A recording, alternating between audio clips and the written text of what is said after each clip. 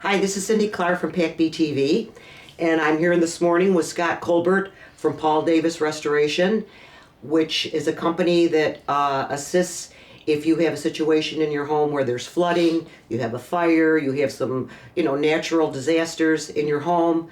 Scott comes in and he helps us all out with that type of thing so we can get back to our normal way of life. Good morning, Scott, and thank you for coming here. Good morning, I appreciate it. Thank you for having me. You do the restoration and recovery and this type of thing with if somebody has a natural disaster or otherwise in their home. Right. All right. Kind of give me a little bit of a background on how you got involved in this. I started contracting when I was 14. I just loved the work. I loved helping people. Dad kind of brought us up that way to help your neighbors and serve people. So that was just kind of ingrained in who I was. And after high school, I went in the Marine Corps for a few years. Came home from that, worked at Carrier for a while, worked at National Grid for a while, and just wasn't really on the career path that it just wasn't lighting my fire like I wanted it to. So I wanted to be out serving people and doing something more that was more meaningful during the day. And I just started doing some homework on some different industries, and I came across this restoration industry.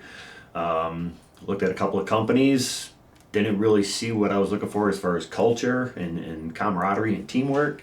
I came across Paul Davis on a veterans franchising website. I made a quick phone call or an email solicitation. I received a phone call the next day. I went down to Jacksonville, and 2 weeks later I owned a franchise. It was just real quick. It just, it's one of those things where you just, when it works, it works. That's you just right. knew it was the right people. It was just a great team, core values. Everything about this company is just purpose driven, and that purpose is to serve others. And it just really hit me. And just an honor to be representing this brand in this area. Good. Now, A lot of fun. How long you been doing this? 11 years now. 11 We're in years. our 11th year now. Okay, good. Yeah.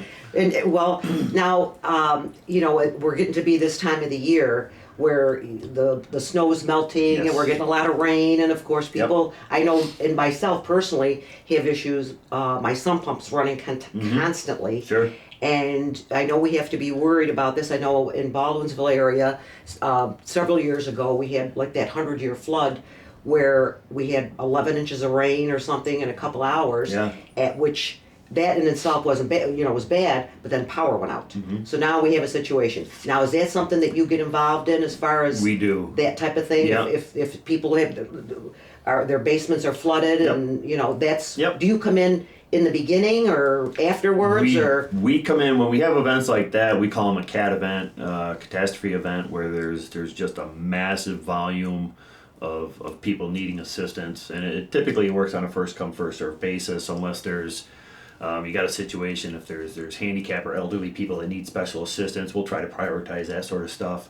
But we have backup power, we have generators, we have the pumps, we have all the equipment to get the place dried out, cleaned out. If they need auxiliary heat, we can provide that. Again, in your instance, when the heat went out or the power went down, a lot of people lose heat, so we can provide temporary heat and stuff like that. But yeah, we're pretty much full service. We handle everything. Oh, okay. Now, tell me this: the average homeowner, we're coming into like a flood season. What can the homeowner do to kind of prepare or maybe be proactive in a situation? Yeah, great question, and very timely, especially in this area. Again, in this time of year, it's a perfect time to be thinking about this stuff.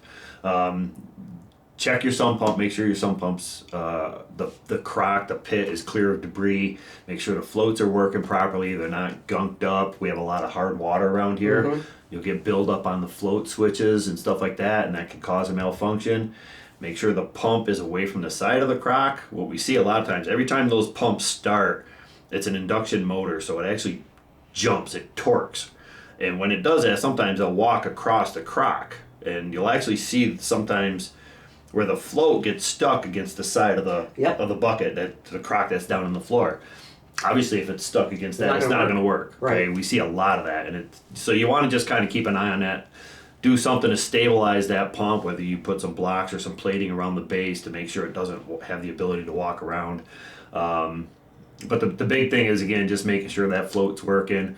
I highly recommend in this area you have some kind of an alarm system or a backup system, because it is such an issue around here. This time of year, because the ground is so saturated, the pumps, and you're attesting to that too, the pumps are working constantly, yeah. and that will shorten the lifespan of the pump over time. So you never know when that thing's just going to stop. You don't know when it's going to fail. So having a backup plan in place, there are two types of backup systems. There's a battery backup system. Yep, You can I've buy seen them at that. Lowe's. You can buy them at Tractor Supply. They're fairly simple to hook up. The issue I see with those is people don't maintain the batteries. So Yeah. to me, that backup system is plan B. The plan A, if you're on a municipal or city water supply, they make a system that runs off that water supply because that system is very reliable. It hardly ever has any malfunctions or issues. You have to have a plumber come in and install that, and they run a 3/4 inch dedicated supply line to that pump. So if your electricity goes out or the main pump fails, this secondary pump will kick in, and it's driven by that water supply, the pressure in that system. That is good to know. Those are, Yeah. in 11 years, I've only seen 2 of those systems fail. One of them was because it was in the children's play area in the basement, and the kid ran into it with his tricycle, broke the switch, and mom and dad didn't know about it until after it was too late. But other than that, those systems are very, very reliable. So I highly recommend that if you have a concern, find a local plumber that can install a water supply backup system for you. They're great systems. Okay. Now, when you have, all right, the first call that somebody would make would be you, obviously. Now, then the insurance company. Mm-hmm. Now, do you have any recommendation as far as, because a lot of people don't even know what type of coverage they have for this type of thing, whether it's the Absolutely. sump pump, Absolutely what true. type of flooding, natural, if a pipe breaks, what's covered under your insurance. Sure. Now, what do you recommend to the typical homeowner to do about their insurance company? Maybe reach out? Or, Yeah, absolutely. That's one of the big things that we do here with Paul Davis is we like to educate agents, realtors, and homeowners on just basic maintenance and home items that we see lots of issues with. Sump pumps is one of the biggest issues we see in this area. Sump pump coverage is not automatic in your basic homeowner policy. It's an add-on, and a lot of folks don't understand that. And what we see in this competitive market of insurance pricing is sometimes people aren't asking for the added coverage and agents aren't offering it because they're competing on price and they know that. So it's really important in this area to make sure you understand your coverage. Pick up the phone and have a conversation with your agent and ask them if you have sump pump coverage, and there's different levels of it. They can explain the different coverage options for you, but it's fairly inexpensive. And again, in this area, it's really important to make sure you've got that coverage in place. Okay, well that's very good to know, because like I said, I'm not really sure of my own personal Right. coverage here, and now with the water coming in and Sure. and my little old sump pump. Let me ask you this. Now we do have really hard water. Do you recommend like the Lime Away spraying it on it to keep the gunk off it? You can do that. You can do Okay. that again, but and just focus on the switch areas. And then I should have brought a pump to show you, but there's an impeller casing where the water actually goes in, and in this area that will build up a lot. You'll get a lot of residue built up on that. It's crusty orange. But I can, Scaling the stuff. spray and stuff That'll help chip kind that of helps away. a little Yep. bit, Yep. because I have been doing that. Of course, I asked It's you smart, before yeah. I admit that I did. Anything to maintain that pump, Yeah. and again, you want the water flow. You want it unimpeded. So Okay, that's good. I'm you want the glad. switch free, and you want the intake opening wide open, so it can maximize the efficiency. Of the Okay, pump. that's good to know. That's Yeah, good to know. sure. Now, as far as say some of the older homes, and there's a lot of them in the village here. What is there any recommendation you have as far as any kind of protectant, paint or covering or something in your basement to help prevent seepage of water in or anything? Yeah, like that's not something we specialize in, but we do come across it a lot. There are some really good waterproofing contractors in the central New York area, and they are busy. I've used them personally. Again, there's a few really good ones out there. If you've got a lot of, to your point, there's a lot of foundations here. The older buildings are stone. Those are. It can be pretty pricey to waterproof those properties. It's got to be done from the outside. In my opinion, we see a lot of people using dry lock and waterproofing concrete paint inside, and to me, number one, if you don't prep the concrete right, you're kind of wasting your time and money because that stuff is going to flake off. One thing people need to understand is that water pressure in the ground is always looking for a void, and that void is your basement. So that water is constantly putting pressure on the block or the stone or the poured concrete walls of your basement, and that's not going away. And so putting a paint coating on the inside, that paint coating is fighting the pressure of Mother Nature, and it's going to lose eventually. It is, you're right. It's going to lose. You're right, so, yeah. So we get asked a lot of times, we go in, we do mold projects in basements and stuff like that. Well, can you paint the walls? And yeah, I can, but I can't warranty or guarantee it because I don't know what's on the outside. I don't know how much pressure is actually coming through the block walls and stuff like that. So, so if you have concerns about water seepage through your walls, number one, you want to make sure that's part of the conversation with your agent, because they're going to explain how typically that is not something that they're going to cover. So if you have major issues with water coming through your walls, you definitely want to talk to a basement waterproofing contractor. Okay.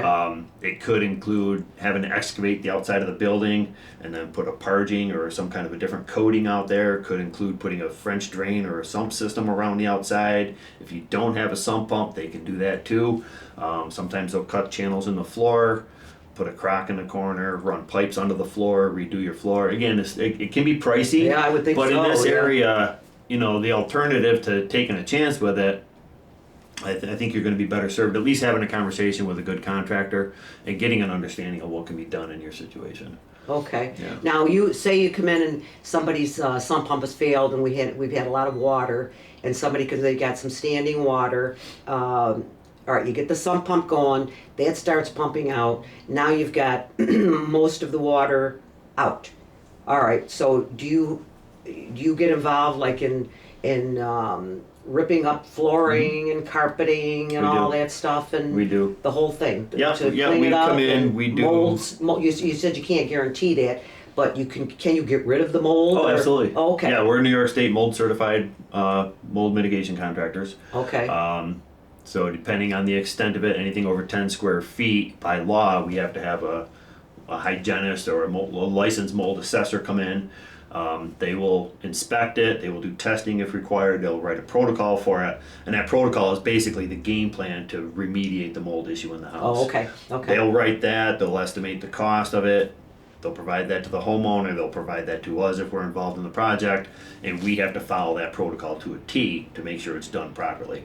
Then once we follow that script, the assessor will come back, test it, inspect it, and make sure that we did it properly. So that was the purpose of the New York State mold laws that were put in place back in 2016. It just I had no idea there were. yeah, a lot of folks don't. A lot of folks don't. Right. So Right. Now you also recommend a dehumidifier. in some cases, Yeah. yeah, you definitely want some kind of airflow in the basement. The small household dehus are fine. The issue I see a lot of times is if your basement's not heated, those dehus aren't going to work well under 70 degrees. They just have an optimal operating range, and below 70 degrees, they're not real efficient. They're going to work a little bit. The colder it gets, the less they're going to work. Right. But in those cases, if you have a heating vent, or you could drop a heat duct to a certain area, if that air around there is maintained warm, obviously that's going to be effective. And the other thing I offer as help is just get a cheap pedestal fan and oscillate it. Put it in the corners and just keep the air moving around there. If you've got bookshelves or boxes stacked up against the wall, get them away from the wall. Give them 6 to 12 inches of clearance, and try to do something to keep some air moving down there and keep them off the concrete floor. Definitely put it in pallets or plastic totes. Yep. Don't set it on the floor. I agree. I try to remediate my own situation, because after we had that flooding thing, I already had done some of that. Yep. But a lesson was learned. A lesson is Even always after learned. that, I said, Unfortunately, okay, yes. now I'm moving forward Yep. here. But very interesting, because this is something it's happening now and will happen more in this area. And I'm sure the whole central New York area has these issues. Yeah, Am I absolutely. right? Absolutely. Okay. We've been incredibly busy it's been a weird spring, snow, cold, warm up, get some rain, and we've been incredibly busy with sump pump failures in wet basements. Wow, So that's it's amazing. happening now. Yeah. you know, it was kind of we didn't have a ton of snow, so it was kind of a gradual thaw, but Well, we're lucky there because some years. we're still quite busy. Yeah, well, that's good. Well, I mean, it is and it isn't good. Yeah. But I do appreciate you coming in because I've learned a lot today myself because, you know, being a homeowner, I'm always looking for ways to protect and Sure. preserve. And I'll go away from this conversation with a lot that I've learned, and I do Good. appreciate your time. Good. I Oh, my really pleasure. do. Good. And if anybody has any questions for Scott, you can send them into the website at PAC-B at www.pacbtv.org, and he'd be happy. We'll forward them on to him, and he'd be happy to answer them for you. But in any event, thanks again for taking your My time pleasure. to come and see us, and thank you.